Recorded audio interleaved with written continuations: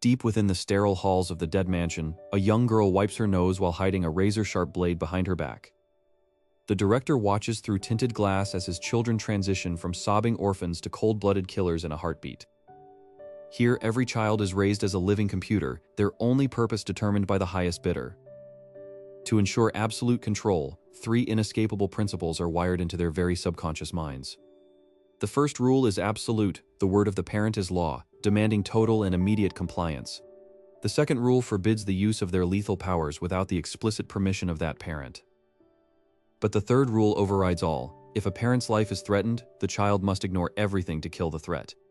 Years have passed since the director's most perfect product, codenamed Sean, vanished into the shadows of society. In a regular high school, Sean now goes by the name Sion, a student who prefers the quiet corner of the classroom. But peace is a luxury he cannot afford as Yusef, the school's most notorious bully, looms over him. A heavy fist crashes into Sean's face, sending him sprawling across the floor as the classroom erupts in cruel laughter. Yusef demands a score for the punch, his eyes gleaming with the sadistic thrill of the hunt. Sean mutters a high score through gritted teeth, playing the role of the weakling to perfection. Internally, Sean calculates how many seconds it would take to snap every bone in Yusef's body. Instead, he follows the bullies out of the school, acting as their personal ATM for a cheap meal. His heart sinks when they stop in front of a small, familiar snack shop in a quiet alleyway. A warm, smiling woman greets them, unknowingly revealing herself as Sean's mother to the predatory Yusef. Yusef's eyes light up with a new, dangerous idea as he realizes he now has a permanent lever to use against Sean. Sean's hand instinctively moves toward the pen in his pocket, his grip tightening until his knuckles turn white. The next day, Yusef publicly humiliates Sean by rubbing a dirty rag soaked in sauce into his face. Yusef sneeringly asks if he should go get a refund directly from Sean's mother, crossing the final line. In an instant, the good child vanishes, replaced by the surgical precision of the dead mansion's legend. The pen in Sean's hand stops millimeters from Yusef's throat, the air whistling from the sheer speed of the strike. Yusef freezes, his heart hammering against his ribs as he realizes he is staring into the eyes of a monster. But the principals hold Sean back, his body trembling as he fights the subconscious chains of the orphanage. Taking advantage of Sean's hesitation, Yusef and his goons drag him into an abandoned room for a brutal lesson.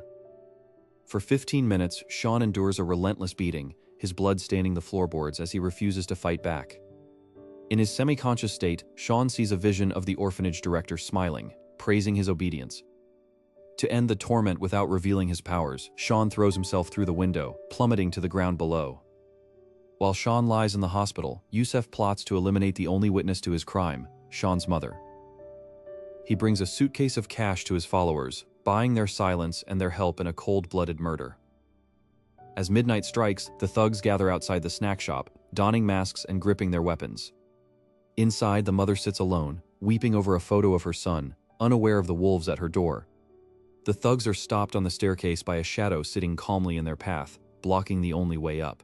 It is Sean, his wounds bandaged, his eyes burning with the activation of the third absolute principle. Yusef sneers and swings his iron pipe, but the attack is met with a blast from a fire extinguisher. Amidst the white fog, Sean moves like a ghost, his strikes breaking bone with sickening precision. He slams the heavy metal tank onto Yusef's foot, crushing the bone as the bully's scream echoes through the building. Sean whispers the 3 principles into Yusef's ear, his voice as cold as a grave. With a final thunderous blow, Sean leaves the bullies broken, but he knows his true nightmare has only just begun. Far away, a woman in a skin-tight black suit receives a call, her dead eyes reflecting a new mission: retrieval. She reveals a hidden arsenal under her cloak, her target now officially marked as the legend who dared to escape. The dead mansion is coming for its property, and they are willing to burn everything Sean loves to get him back. As the sun rises, Sean finds a black envelope on his doorstep, sealed with the silver cross of the orphanage. Sean stares down at the black envelope resting in his calloused palm. The silver cross seal glints like a cold eye under the morning sun.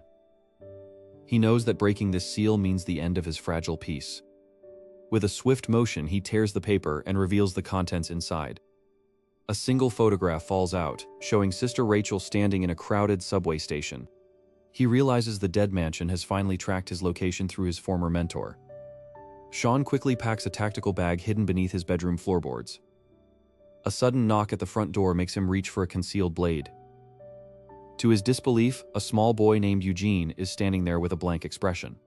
Eugene holds up a tracker and claims he is here to collect a debt. Sean recognizes the boy's stance as that of a professional assassin from the mansion.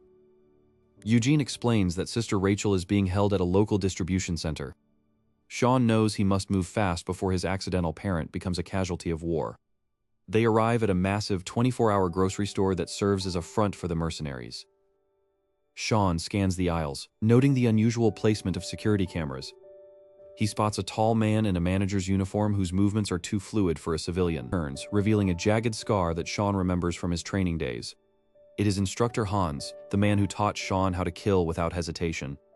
Without warning, Hans hurls a heavy metal can of soup toward Sean's head. Sean tilts his head just inches to the left, letting the projectile shatter a glass jar behind him. The grocery store becomes a chaotic battlefield as customers flee in terror. Eugene disappears into the shadows of the produce section to provide cover. Sean slides across the waxed floor, dodging a series of rapid-fire strikes from Hans. The instructor mocks Sean for trying to live like a normal human being. Sean grabs a shopping cart and rams it into Hans with explosive force. Hans catches the cart with his bare hands, his muscles bulging under his shirt. Sean uses the momentum to leap over the cart and deliver a flying knee. The blow connects, sending the instructor crashing into the refrigerated milk section. Hans emerges from the white liquid, his eyes glowing with a psychotic intensity. He pulls out a remote detonator and tells Sean the whole store is rigged. Sean realizes he can't win this fight if the building collapses on the civilians. Suddenly, a flashbang grenade rolls between them, filling the room with white light. In the chaos, Sister Rachel appears from the back office, wielding a tactical shotgun. She provides covering fire while Eugene drags Sean toward the loading dock. They burst through the rear doors just as the first set of charges begins to pop. The group catches their breath in a dark alleyway behind the complex. Rachel reveals that the Dead Mansion has sent more than just one instructor. She mentions that Mary, their former strategist, has joined forces with a new player. Sean realizes his normal life is officially over and he must become the monster again. As they prepare to move, a red laser dot appears on Sean's chest, signaling a sniper's presence. The red laser dot danced across Sean's chest as he realized the sniper was already locked on. Without a second of hesitation, Sean shoved Rachel and Eugene behind a heavy concrete pillar. A high-caliber bullet shattered the pavement where they had been standing just a millisecond before. Sean pulled out his communicator, but the only sound he heard was the static of a severed connection.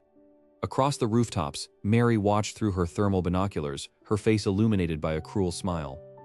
It was Mary who had leaked their coordinates to the Russian Barefoot unit to eliminate the defective product. Eugene clutched Sean's sleeve, sensing the arrival of the specialized mercenary squad.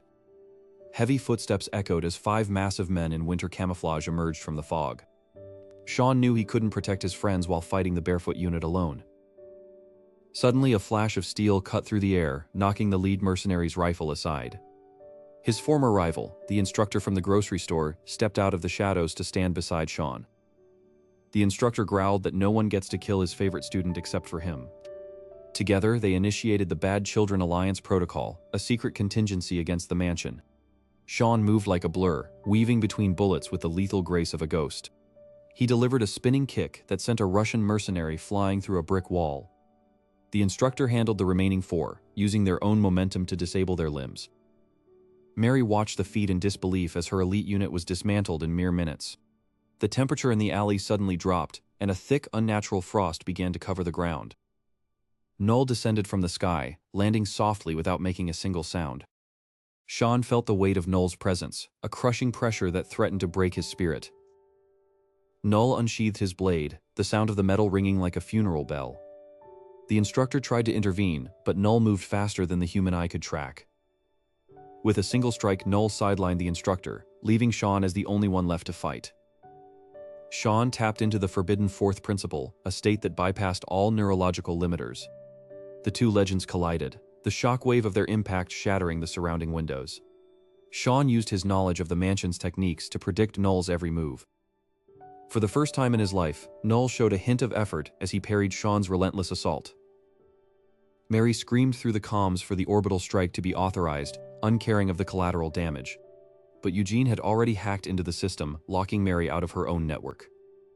Sean landed a decisive blow to Null's chest, breaking the artificial heart that powered him. Null looked down at his failing core and realized he was finally free from the mansion's control.